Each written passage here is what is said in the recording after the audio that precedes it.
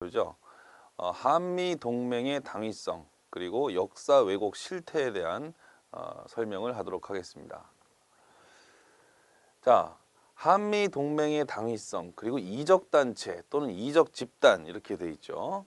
그러면 한미 동맹은 과연 왜 필요한가? 자, 우리가 국가의 기관으로서 국가의 간성으로서 장교와 부사관으로 임관했을 때 한미 동맹의 정체성에 대해서 여러분들이 반드시 인식을 하셔야 됩니다. 한국군이 독자적 작전권을 가지고 북한군을 상대할 수 있는가? 또 현재 전력에서 미군의 도움 없이 우리가 상대가 가능한가라는 부분, 또 주한미군이 과연 한국 영토에서 어떤 역할을 감당하고 있는가, 이러한 부분들을 포괄적으로 인식하시는 게 중요하겠죠. 그래서 한미동맹은 이적단체와 굉장히 관련이 깊어요. 왜? 이적단체가 대부분 주장하는 것이 바로 한미동맹의 파기론입니다.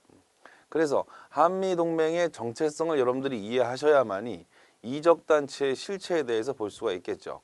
자, 오늘은 한미동맹의 어떤 정체성, 목적, 당위성에 대해서 중점적으로 알아보고요. 이적단체, 이를 반대하는 이적단체는 과연 어떤 것들이 있는가에 대해서만 간략하게 말씀을 드리겠습니다. 자, 첫 번째로 한미동맹은 왜 필요한가라는 거죠. 자, 북한의 핵무장에 따른 한국의 안보 위협이다라는 겁니다. 자, 여기 핵무장이란 말이 있죠. 자, 물론 북한 전력은 재래식 전력이 주력을 이루고 있어요. 재래식 전력의 수량 면에서는 우리 한국군, 남한의 한국군을 능가하고 있습니다. 근데 거기다가 핵무장이 이루어진다는 거죠. 자, 북한의 핵무장은 여러분들 잘 아실 겁니다. 1994년에 김일성이 사망한 다음에 김정일이 세습한 이후 NPT 탈퇴를 선언한 적이 있습니다. 자, NPT, 핵확산 금지 조약이에요. 다시 한번, NPT라는 것은 뉴클리어, 핵확산 금지 조약이다라고 할 수 있어요. 이것을 탈퇴함으로써 한반도의 동북아의 긴장 상태가 극도로 이르렀어요.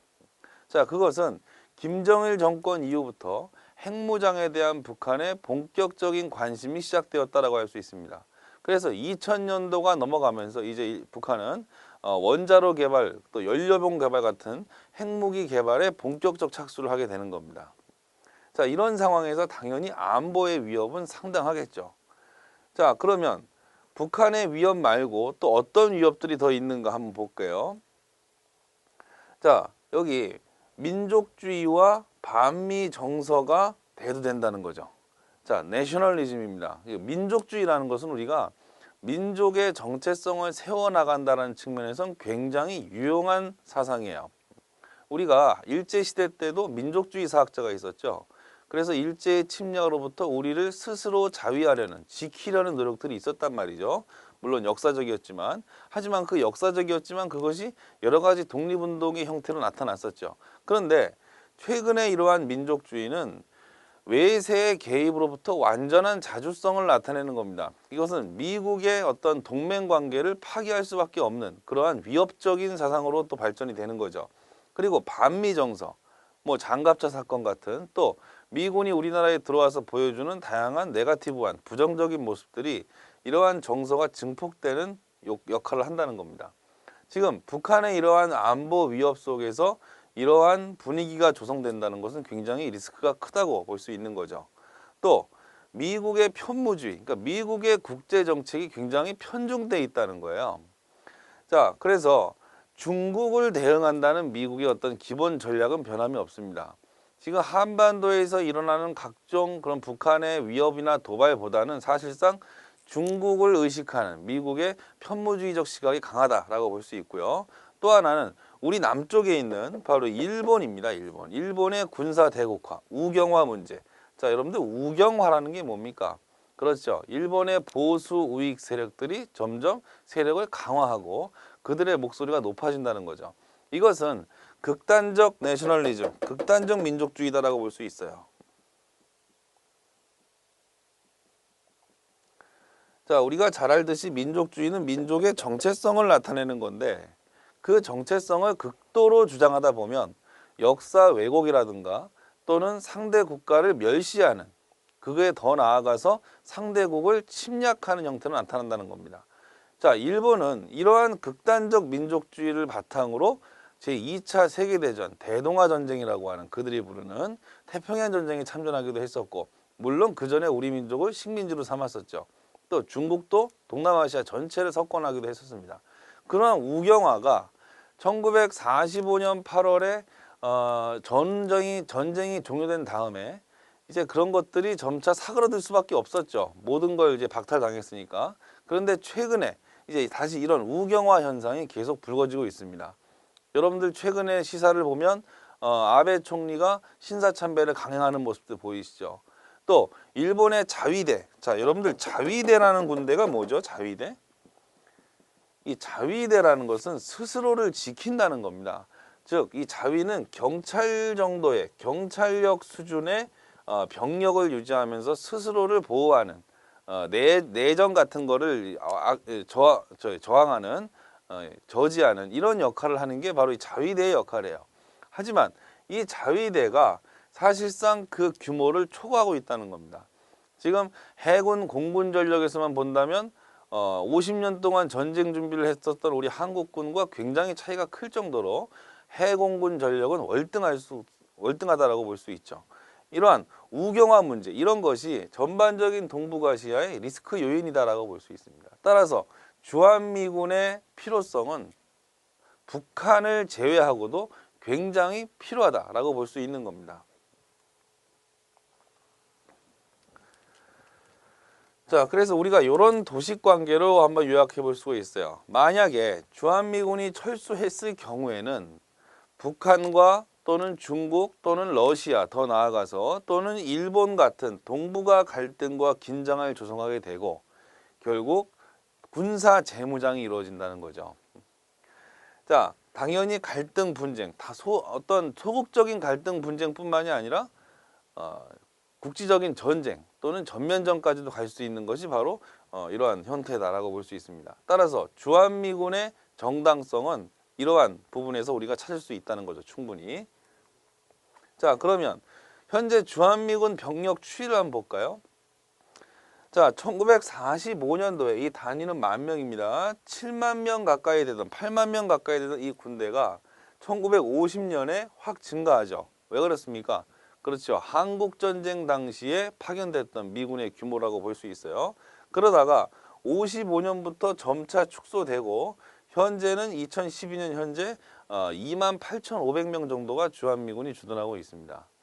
자, 그렇다면 이렇게 감소되는 추세에 있었던 것은 뭐예요? 우리나라의 정치적, 경제적 발전, 또 군사력의 발전이라고 볼 수 있죠. 이것을 점점 미군의 역할에서 한국군 쪽으로 넘어오는 과정 속에 있습니다.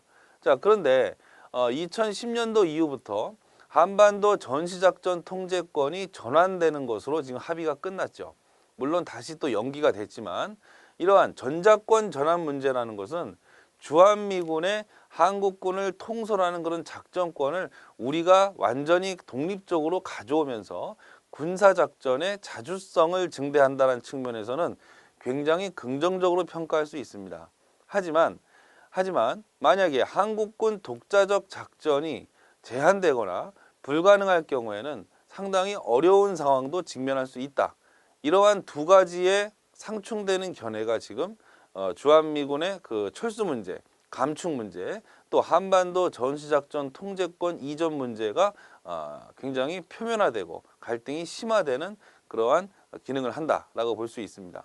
그러면 이러한 주한미군은 과연 어떤 역할을 할까요? 소수밖에 없는데, 그죠? 28,000명이면 우리나라 일개 사단 병력이 약 1만 명 가까이 됩니다. 그럼 합쳐도 뭐 한 세 개 사단이 채 안 되는 병력인데요. 자, 세 개 사단이 채 안 되는 병력이지만 이 28,000명이라는 것은 굉장한 상징성을 갖고 있는 겁니다.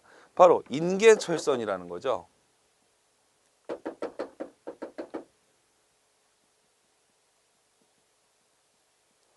자, 인계철선이란 말이 무슨 얘기냐? 주한미군이 한국 영토에 주둔함으로써 실제 북한과의 전면전이 발발했을 때 미 본토에서 올 수 있는 증원군이다라는 거, 증원. 미 본토의 증원. 따라서 주한미군과 미 본토의 증원을 연결하는 인계철선의 역할을 하는 것이 바로 한반도 주둔 주한미군의 역할이다라고 볼 수 있고요. 또 그들이 가지고 있는 기본적인 전력은 한국군의 보병, 기계화, 포병 모든 전력의 어떤 그 정보, I죠, I. 정보를 제공하고 강력한 타격력을 보유하는 그런 핵심 전력이라고 볼 수 있는 겁니다. 또 일본 쪽의 오키나와의 미 공군 기지라든가 또 해군 기지, 항모 전단 이런 것들이 증원될 수 있는 그러한 명분을 제공하는 것이 주한미군이다라고 볼 수 있어요. 자, 오른쪽의 표를 보면 남북한 군사력 비교가 나와 있는데요. 여러분들 잘 안 보일 수도 있는데 현재 한국군은 육군이 52만 2천 명, 52만 대, 그 다음에 해군이 6만 8천 명, 그리고 공군이 6만 5천 명 가까이 됩니다. 그래서 현재 총 65만 5천여 명의 병력 수준을 유지하고 있어요. 자, 이건 2008년도 기준입니다. 그 다음에 북한은 육군에서 102만 명이 있고요. 그 다음에 해군은 6만 명, 공군은 11만 명, 그래서 전체 119만 명, 현재로서는 약 121만 명 정도로 추산하고 있어요. 자, 그렇다면 2대1은 아니지만 약 1.8대 1의 전력 열세를 보이고 있는 것이 바로 우리 한국군입니다. 물론 무장력이나 기계화 능력이나 어떤 첨단 기술 측면에서는 한국군이 북한군을 능가하죠. 전쟁이라는 것은 여러분들 군대와 군대만의 싸움이 아닙니다. 이것은 국가 총력전으로서 사회적 SOC, 사회적 간접자본, 그리고 경제 기반, 또 국민의 열정, 국민의 어떤 정신력 이런 것들이 포괄적으로 합쳐지는 게 전쟁 수행 능력이다라고 볼 수 있는 거죠. 자, 그래서 단순히 군사력을 가지고서는 우리 한국군이 수적으로는 열세지만 수적으로 열세지만 질적으로 또 어떤 국민의 어떤 의식을 바탕으로 충분히 역전할 수 있는 겁니다. 하지만 군사력의 측면을 보완하는 것.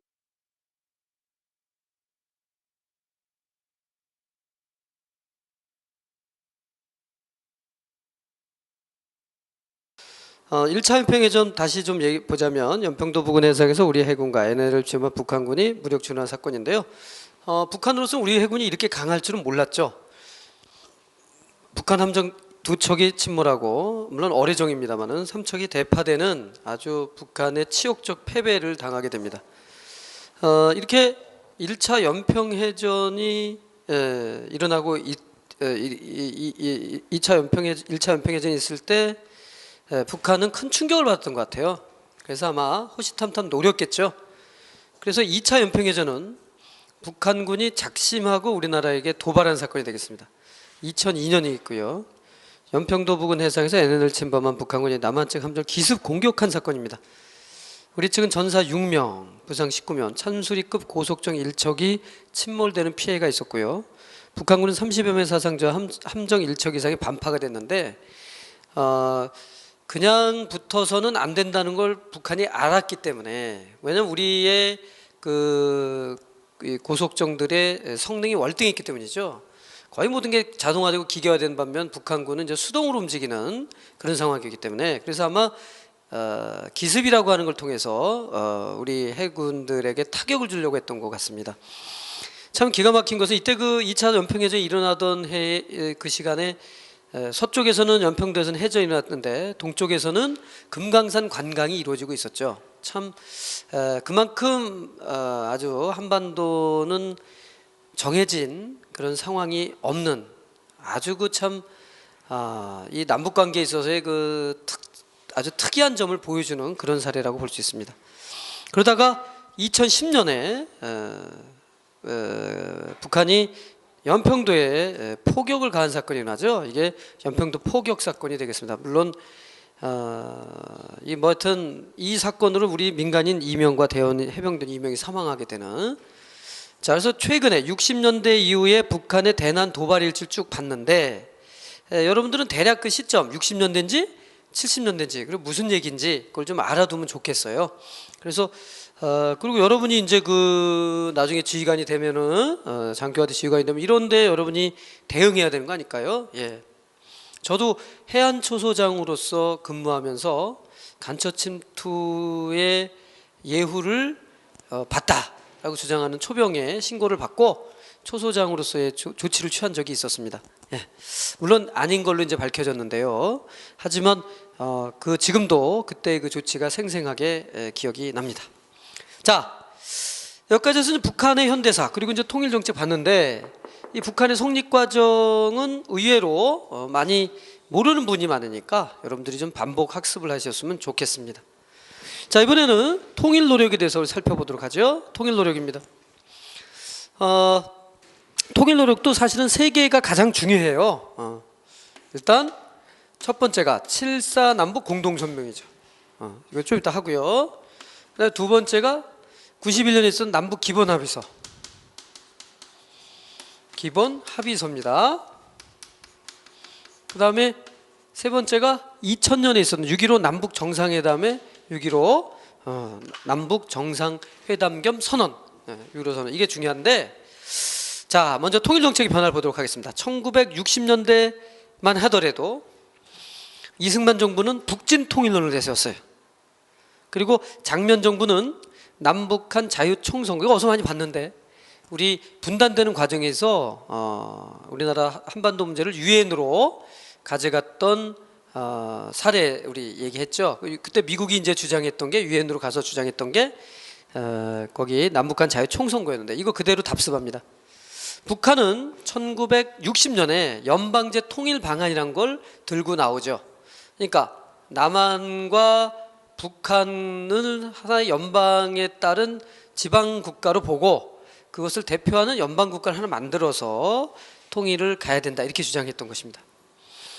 70년대 가서 8.15 평화통일선언, 6.23 선언 이런 게 있는데 가장 중요한 게 이제 거기 나온 것 중에 밑에 제가 넣어놨습니다. 7.4 남북 공동성명이 가장 중요하게 됐습니다. 한번 읽어보죠. 워낙 중요한 문건이기 때문인데요. 자, 쌍방은 다음과 같은 조국 통일 원칙에 합의를 보았다. 첫째, 통일은 외세에 의존하거나 외세 간섭받음 없이 자주적으로 해야 된다. 핵심은 자주적입니다. 둘째, 통일은 서로의 상대방을 반대하는 무력 행사에 의거하지 않고 평화적으로 해야 된다. 여기서 핵심은 평화적입니다. 셋째, 사상과 이념, 제도의 차이를 초월하여 우선 하나의 민족으로서 민족의 대단결을 도모해야 된다. 민족 대단결 세 개죠. 예. 쌍방은 지금 온 민족의 거대한 기대 속에 진행되고 있는 남북 적십자 회담이 하루빨리 성사되도록 적극 원전하는 데 합의하였다. 그 다음에 쌍방은 남북조절위원회를 구성 운영하기로 합의하였다. 남북조절위원회라고 하는 서로의 합의기구를 만들었다는 것도 큰 의미가 있습니다. 거기 설명 보죠. 통일의 3대 원칙, 자주, 평화, 민족 대단결이라는 원칙이 만들어졌고 이 원칙은 지금까지도 사실은 그 위력이 있다 이렇게 봐야 되겠고요. 남북 모두 체제 강화에 이용되는 한계가 있었습니다. 남한에서는 아까도 얘기했지만 10월에 유신헌법이 발표됐고 북한에서는 주체사상을 바탕으로 하는 사회주의헌법이 제정이 되는 이런 한계가 있었습니다만은 7.4 남북공동성명은 남과 북이 해방 이후에 처음으로 만나서 당국자 간의 책임자들이 만나서 통일의 원칙에 합의했다는 데서 큰 의미가 있죠. 물론 그 70년대에는 이제 박정희 정부에서 6.23 선언이라든가 평화통일 3대 기본원칙 같은 걸 이제 제시했고요.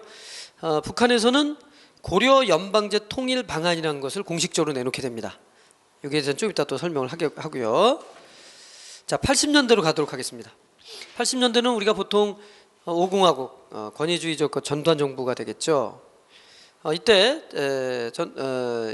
우리나라에서는 한민족 공동체 통일 방안이라는 것을 내세웠고 북한에서는 고려민주 연방제를 여전히 유지하는 그런 시기였고요. 근데 여기서 이제 우리가 좀 알아야 될 것은 남북 적십자회담과 이산가족 상봉이라는 역사적 사건이 별표 3개 아시죠? 1985년입니다.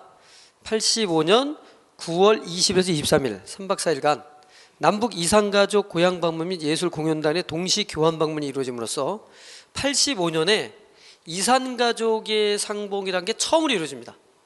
그러니까 공식적으로죠. 전후에 6.25 전쟁 이후에 공식적으로 이산가족 방문이 이루어진 게 바로 이때다.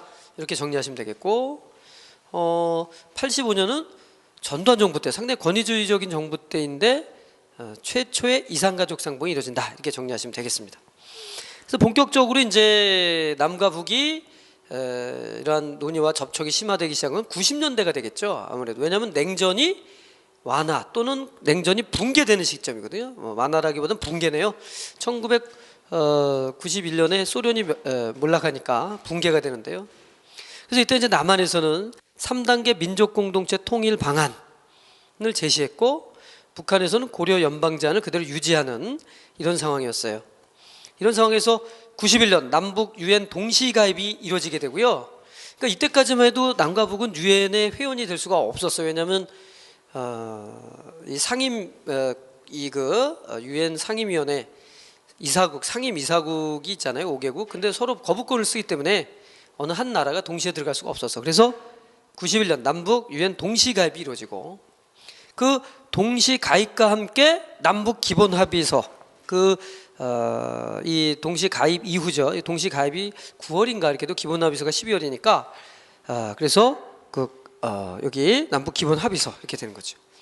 밑에 합의서 제가 넣어놨습니다. 1조에 보니까 남과 북은 서로 상대방의 체제를 인정하고 존중한다라고 되어 있고요. 9조에 보면 재밌는 내용이 들어갑니다. 남과 북은 상대방에 대해 무력을 사용하지 않으며 상대방을 무력으로 침략하지 않는다. 무력을 사용하지 않는다. 이걸 불가침이란 표현을 쓰죠. 그래서 남북한 정부 당사자 간에 공식 합의된 최초의 문서다. 이렇게 우리가 보통 쓰거든요. 7.4남북 공동성명은 뭐죠?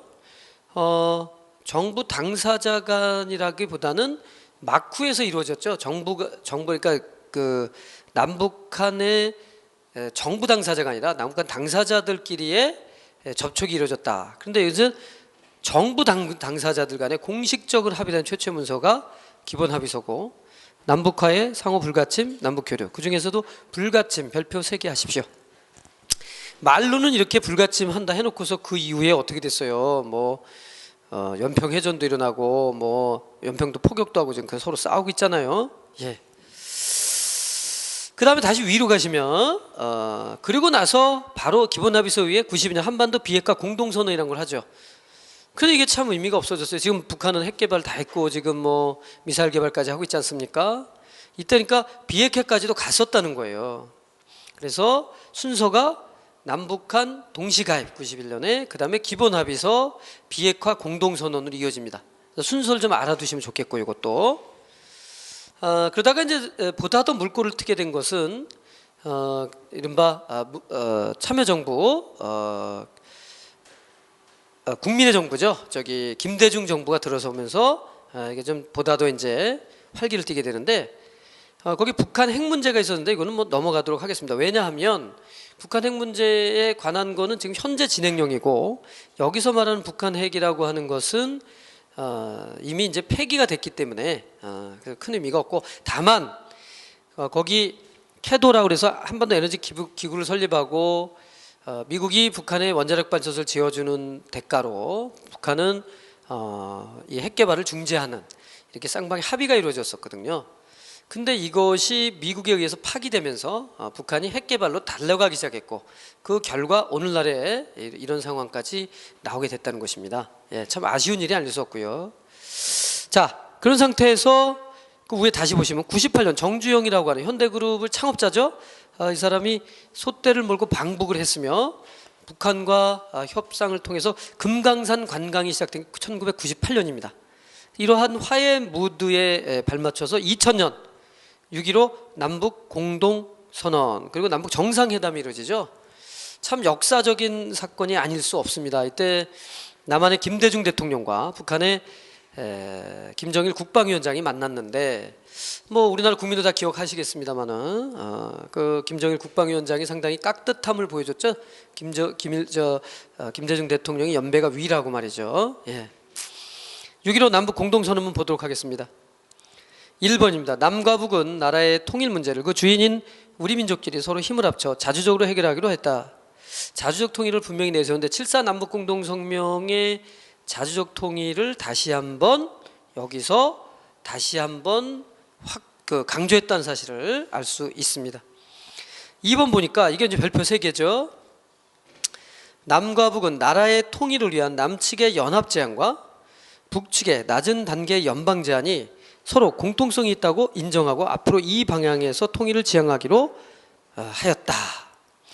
그동안 각자 이제 뭐 통일 방안은 얘기는 했어요.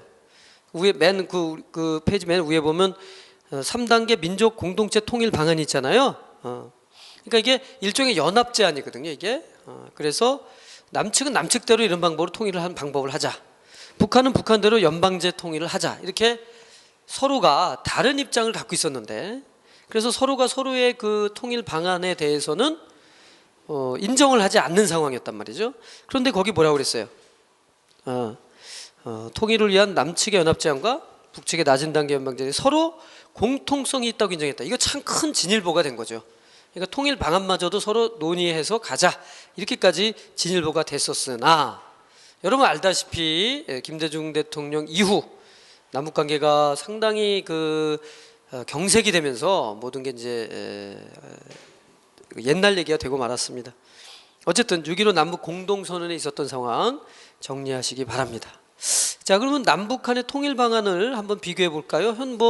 일단 서로가 서로의 그 통일 방안에 대해서 공통성이 있다고 얘기를 했는데 지금까지 큰 변화는 없으니까 일단 한번 정리를 해보겠습니다. 그 다음 쪽에 보게 되면 남한은 민족 공동체 통일 방안 94년도에 얘기가 됐는데 그 3단계 민족 통일체 통일 방안입니다. 그런데 결국 연합 제안이란 말도 맞는 건데요. 일단 화해와 협력을 하고, 그 다음에 남북이 연합을 하고 연합 기구를 구성하고, 그 다음에 통일 국가를 완성한다, 이런 식으로 가죠. 그러니까 화해, 협력, 연합 제안이 먼저다, 그리고 국가다, 이런 식이죠. 과도 체제로서 남북 연합 단계를 지금 거기다 만들자, 이렇게 해놨고, 국가 형태는 한 민족이고 한 국가고 한 체제, 즉 시스템 체제도 하나로 가야 된다고 봤고, 정부도 하나로 가야 된다. 그래서 민족 사회 우선 건설. 그러니까 핵심은 뭐냐면 민족 통일, 즉 화해와 민족 통일 단계를 해서 국가 통일로 가자, 이렇게 봤던 것입니다.